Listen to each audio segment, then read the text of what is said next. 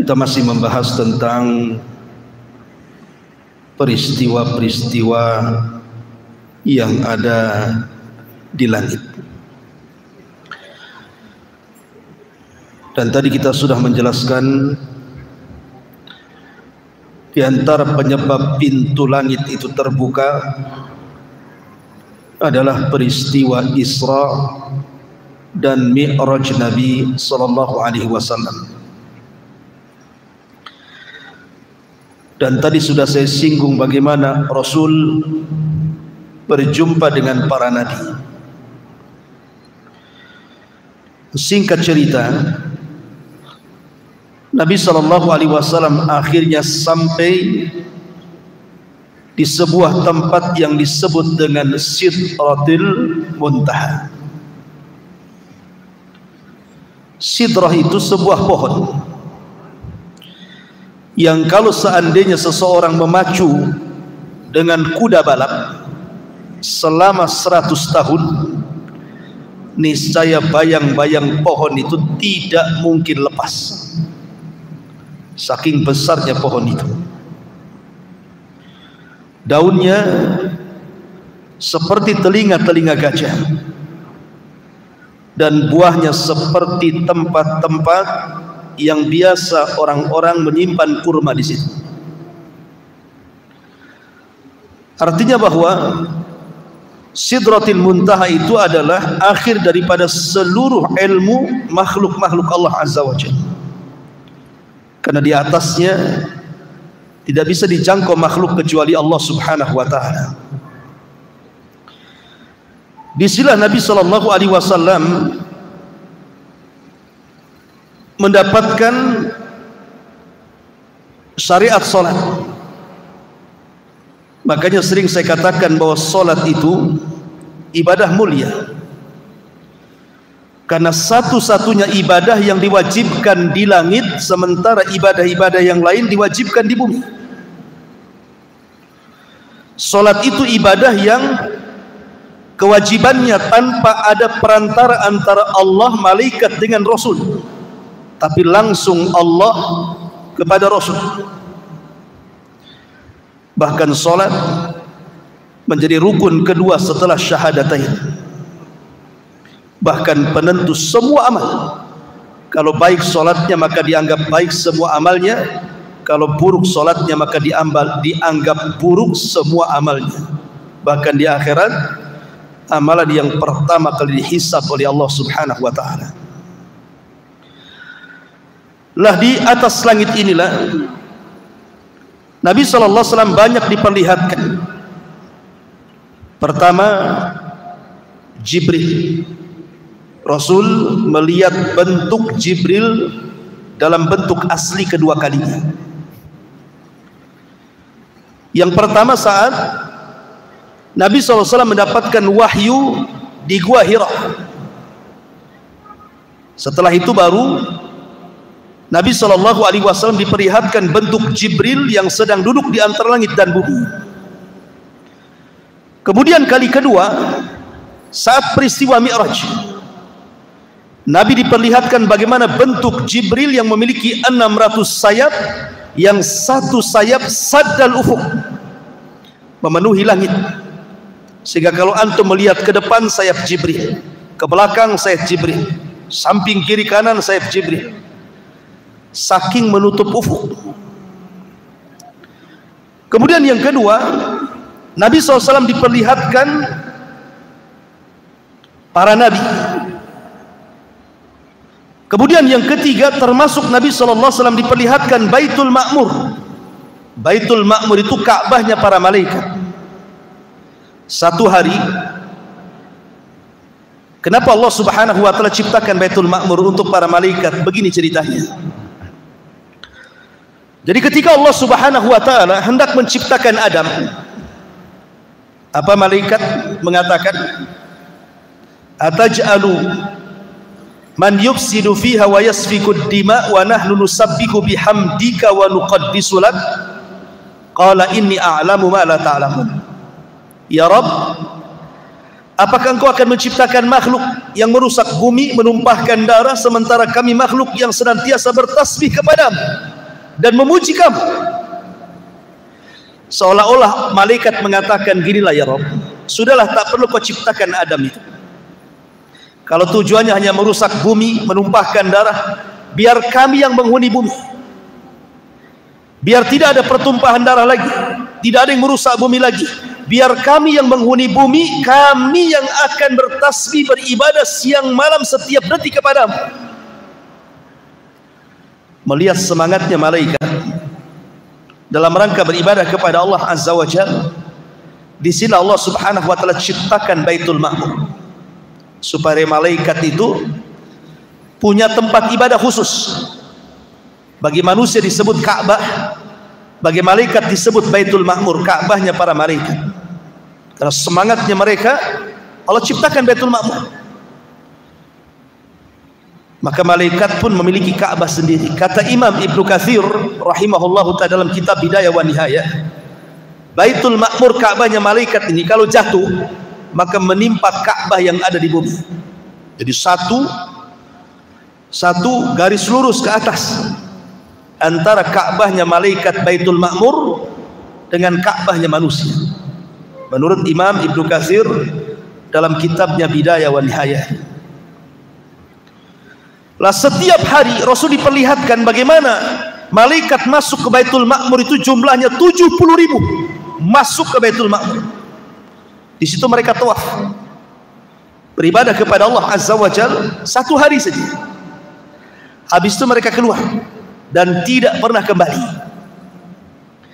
Kemudian esok harinya datang malaikat yang baru dengan jumlah yang sama, 70.000. Kemudian tawaf satu hari, kemudian keluar dan tidak pernah kembali. Kemudian Allah ciptakan malaikat yang sama jumlahnya masuk lagi ke Baitul Ma'mur, dan begitulah setiap harinya. Anda bisa bayangkan berapa jumlah malaikat? Banyak sekali. Kalau setiap hari 70.000 malaikat masuk ke Baitul Ma'mur kemudian keluar tidak pernah kembali, besoknya masuk lagi 70.000 malaikat dan tidak pernah kembali.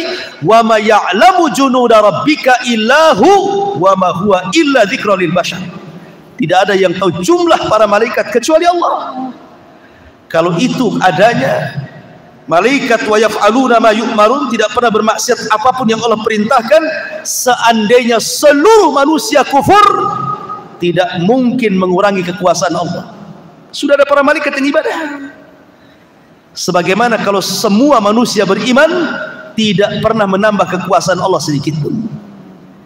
Ma'asyiral muslimin yang dimuliakan Allah Azza wa Jalla, termasuk Nabi sallallahu alaihi wasallam diperlihatkan Nahrul Kautsar. Nahrul Kautsar itu artinya telaga Al-Kautsar, di mana alirannya sampai ke Sidratil Muntaha. Kata Nabi SAW, aku melihat ada dua aliran, ada 4 aliran, 2 zahir dan 2 batin. Adapun yang batin di sorga, adapun yang zahir di dunia, maksudnya Sungai Efrat dan Sungai Nil. Dulu asalnya air itu dari sorga, asalnya. Sebagaimana Adam kan asalnya dari tanah, anak cucunya kan bukan dari tanah. Jin asalnya dari api, anak cucunya bukan dari api.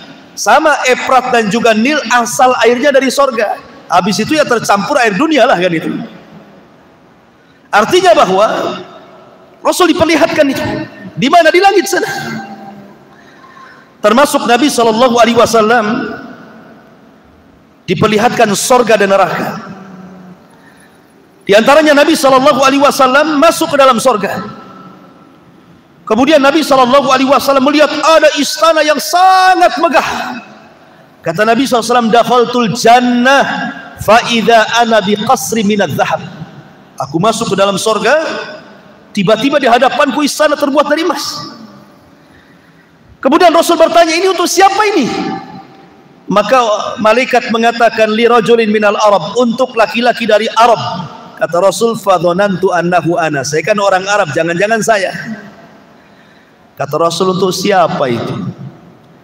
Maka malaikat mengatakan, li rajulin min Quraisyin, untuk anak muda dari bangsa Quraisy. Kata Rasul, fadhanantu annahu ana, jangan-jangan saya kan dari Quraisy. Dan Rasul bertanya lagi, untuk siapa sebenarnya? Maka malaikat mengatakan li Umar ibnil Khattab. Itu istananya milik Umar bin Khattab. Kemudian Nabi SAW masuk ke dalam sorga. Didengarnya ada suara terompah, suara sandal. Kemudian ditanya, itu suara sandal siapa itu? Maka dikatakan itulah suara sandalnya Bilal bin Rabah.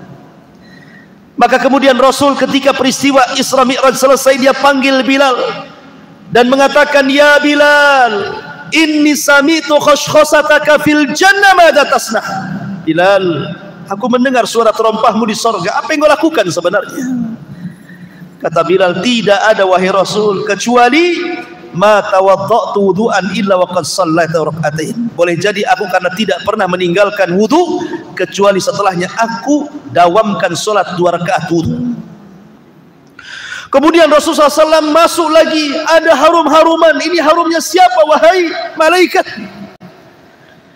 Rupanya ini suara wangian dari Masyitah ibnati Fir'aun. Dari Masyitah, tukang sisir anak putrinya Fir'aun. Kemudian dikisahkan, dulu waktu dia nyisir anak Fir'aun, anak putrinya Fir'aun, karena Fir'aun tidak punya anak laki-laki, semua anak perempuan Fir'aun itu disisir, sisirnya jatuh. Masyitah yang beriman kepada Musa dan menyembunyikan keimanannya refleks mengatakan Bismillah, diambil sisir itu. Anak putrinya Fir'aun kaget, apa yang kau maksud Bismillah itu? Apakah Allah dalam kalimat itu adalah Tuhan bapakku? Kata Masyitah, bukan. Itu Tuhanku, Tuhanmu dan Tuhan bapakmu, katanya. Oh, marah, ditempeleng Masyitah, dilaporkan kepada Fir'aun. Fir'aun emosi, akhirnya menangkap Masyitah dan digoreng hidup-hidup karena dia tidak mau murtad. Sehingga al-jaza'u min jinsil amal, harum baunya Masyitah. Ya, di dunia gosong, tidak sedap ketika digoreng baunya, tapi di sorga harum semerbak sehingga Rasul mencium baunya Masyitah ibnatu Fir'aun.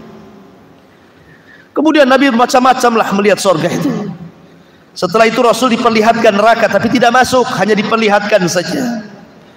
Di antaranya Nabi SAW melihat ada azab pemakan riba,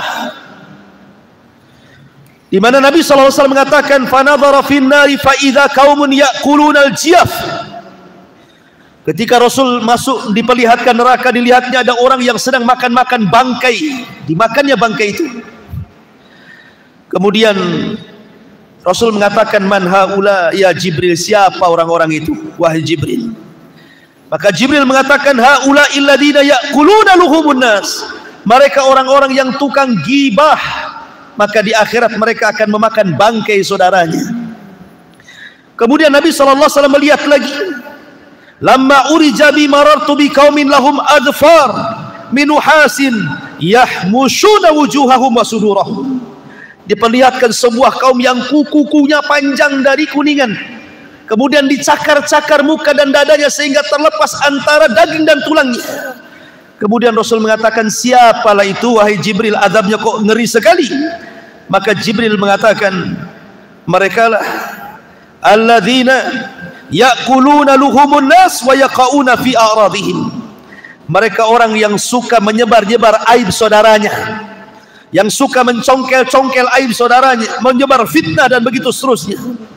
Termasuk juga kata Rasul, ra'aitu lailata usriya birijalan tuqradu shifahuhum bimaqarid minnah.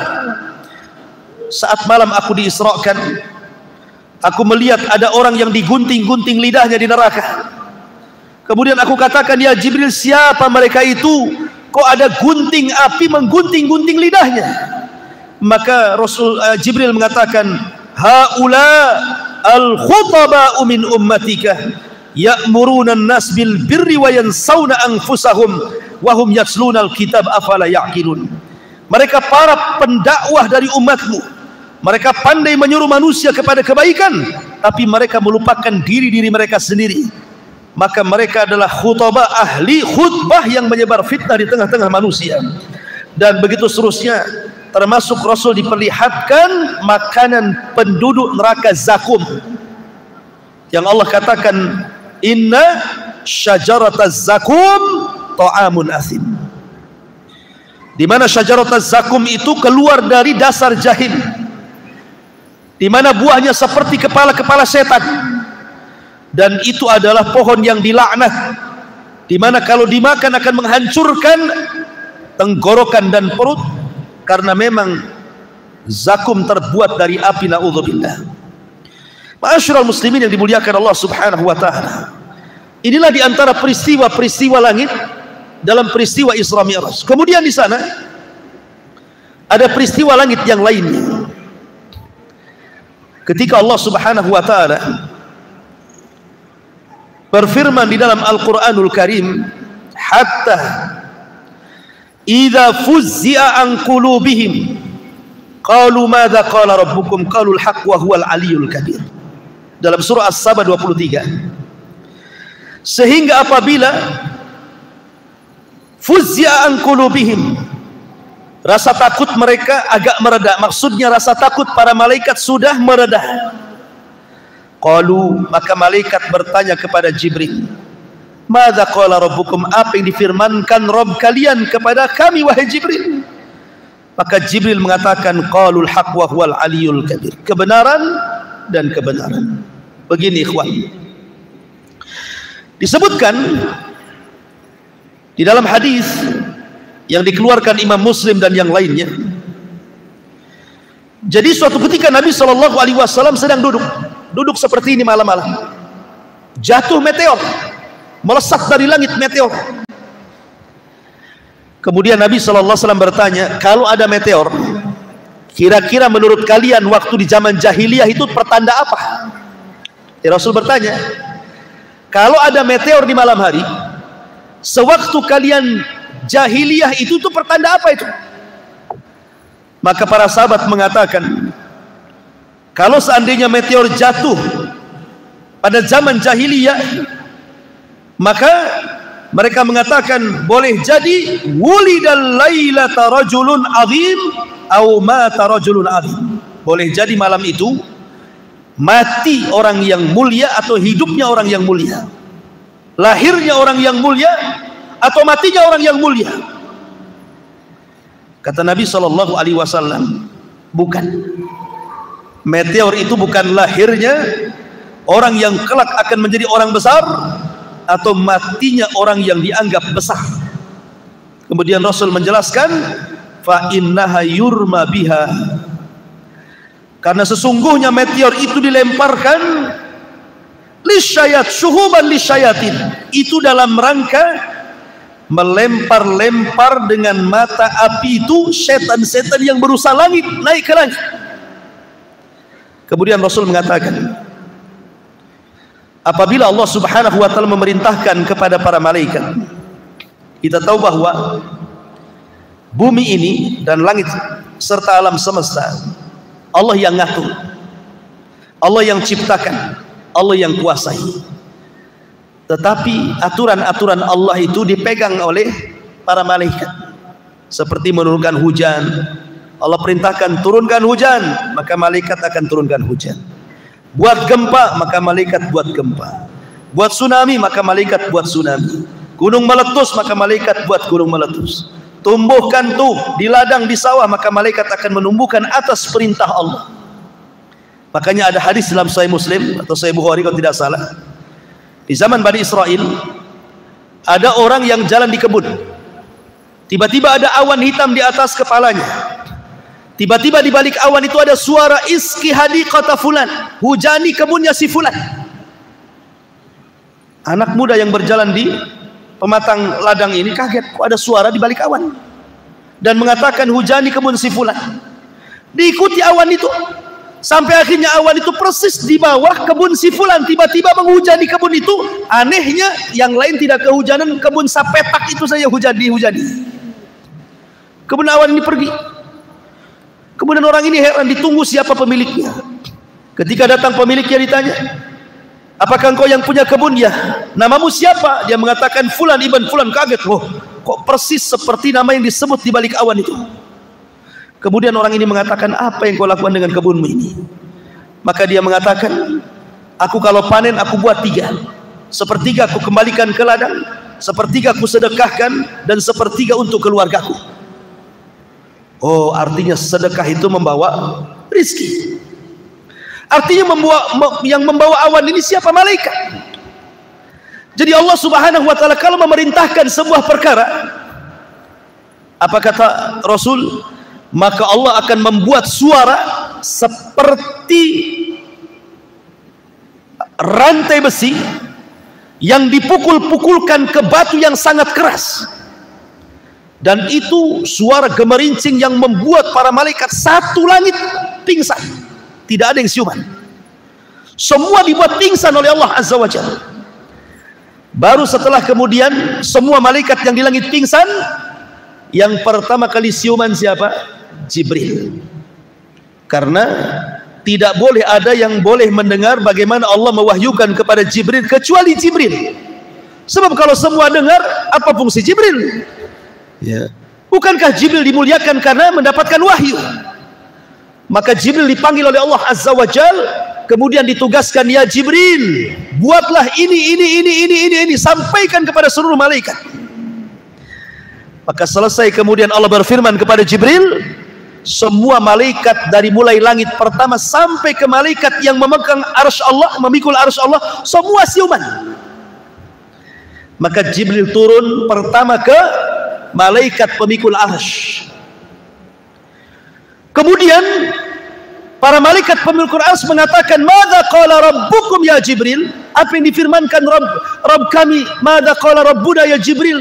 Apa yang difirmankan Rabb kami untuk kami wahai Jibril? Maka Jibril mengatakan ini. Maka semua malaikat di arsy bertasbih semuanya.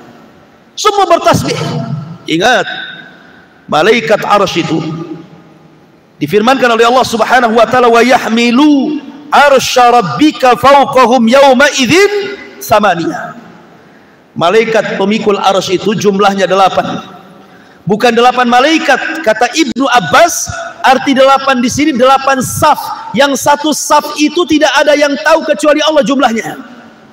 Yang satu malaikat pemikul arsy itu kakinya sampai ke dasar bumi, badannya menjulang ke langit pertama, kedua, ketiga, keempat sampai ketujuh, bahunya baru memikul arsy. Makanya Nabi SAW ketika mensifati malaikat pemikul arsy itu, antara daun telinga sampai ke bahu masirata 700 amin, perjalanan 700 tahun. Antara lehernya ini 700 tahun perjalanan. Saking tinggi besarnya malaikat pemikul arsy itu semua bertasbih ketika mendengar perintah titah Allah Subhanahu wa taala. Kemudian Jibril turun ke langit ke-7 memberitahu titah perintah Allah, semua malaikat di langit ke-7 bertasbih. Begitu juga langit ke-6, ke-5, ke-4, ke-3, ke-2 sampai pertama. Kata malaikat yang di langit pertama, "Madza qala rabbuna ya Jibril?" Apa yang diperintahkan Rabb kami kepada kami wahai Jibril? Kata Jibril, perintah ini. Semua malaikat bertasbih langit pertama. Disinilah terjadi pencurian dengar. Di langit pertama, ketika Jibril memerintahkan malaikat di langit pertama untuk melakukan sesuatu di alam semesta, di bumi dan langit, ini di bawah itu ada pos-pos jin. Jadi jin itu naik dari bumi ke langit, tapi di bawah langit, bukan di atas langit. Jin-jin ini mencuri dengar apa yang diomongkan Jibril kepada malaikat di langit pertama itu. Kalau dia dapat satu kalimat, maka kalimat itu akan disampaikan kepada jin yang di bawahnya, yang di bawahnya, yang di bawahnya, yang di bawahnya. Kayak orang panjat pinang, taulah kayak gitu ya. Sampai kepada jin yang ada di bumi. Lah jin yang ada di bumi ini kalimatnya sudah bertambah. Jin yang ada di langit cuman satu kalimat, sampai jin yang ada di bumi menjadi 100 kalimat. Jadi 99 dusta, hanya satu yang benar. Baru jin yang di bumi inilah terjadi bisnis dengan para dukun, paranormal, para peramal, bomo dan yang semacamnya. Akhirnya menghabar, beritakan kepada mereka, terjadilah jual beli antara jin yang ada di bumi dengan para dukun itu. Makanya dukun itu para pendusta. Karena yang dihabarkan jin itu dari 1000 habar, 999 hoax, yang satu benar. Kemudian dukun menyampaikan kepada kita yang satu benar, 999 dusta.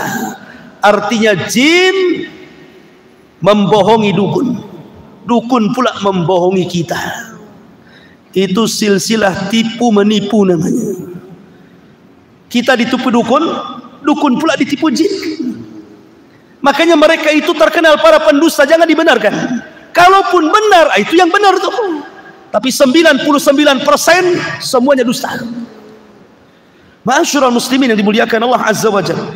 Itulah kejadian peristiwa langit, di mana Allah Subhanahu wa taala memerintahkan para malaikat untuk ditugaskan lewat Jibril sampai kepada peristiwa pencurian dengar jin kepada perintah Allah lewat malaikat Jibril langit pertama. Kemudian peristiwa yang lain di langit itu, peristiwa nuzulul Quran, turunnya Al-Quran. Turunnya Al-Quran itu sebenarnya pertama Allah memerintahkan kolam untuk mencatat Al-Quran, kemudian diletakkan di Lauhil Mahfuz. Yang kedua, di malam Lailatul Qadar Quran itu turun, tidak langsung ke bumi. Kemana? Ke Baitul Uzzah. Di langit pertama ada tempat namanya Baitul Uzzah. Disitulah Al-Quran 30 juz disimpan. Sebelum turun ke bumi diangsur-angsur sampai 23 tahun baru sempurna 30 juz. Dan di malam Lailatul Qadar para malaikat turun dari langit ke bumi, jauh jumlahnya lebih banyak dibandingkan kerikil yang ada di permukaan bumi. Ini peristiwa yang langka luar biasa, setahun sekali di malam Lailatul Qadar. Malaikat sampai turun, sampai dipimpin Jibril. Kalau bukan peristiwa yang luar biasa, apa namanya? Bumi dipenuhi malaikat.